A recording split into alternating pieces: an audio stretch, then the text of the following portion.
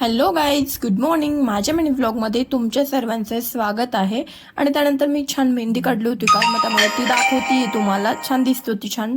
आणि त्यानंतर मग सकाळी मी पुलाव बनवून घेतला जामसाठी आणि इकडे कोशिंबीर बनवली.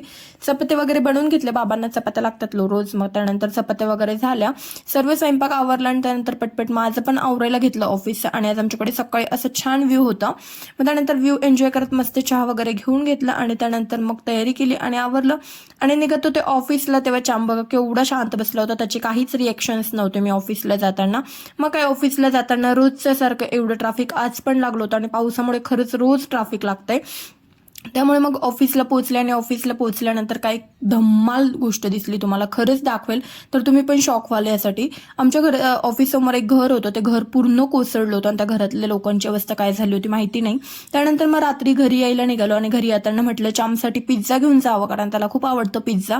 माहित ना, मस्तपैकी पिझ्झा घेतला आणि घरी आलो. घरी आल्यानंतर चामची रिएक्शन बघा, पिझ्झा बघून कसे झाले होते. मस्त अशी रिएक्शन दिली चामपने. त्यानंतर आज आमच्याकडे होता चिकन 65चा बेत, मस्तपैकी चिकन 65 बनवलं. आणि तुम्हाला चिकन 65ची रेसिपी हवी असेल तर नक्की कमेंट करून सांगा. माझं इकडे स्वयंपाक झालं, जेवण वगैरे आटोपली पटपट आणि मी इकडे भांडी क्लीन करत होती. तेव्हा पण इकडे बघा ह्याचं काय चाललं होतं. स्वतः पण पाणी पित होता आणि मंकीला बघा कसं पाणी पाजत होता. मंकीला पण त्याचं सगळं लागत असतं, जेवण पाणी.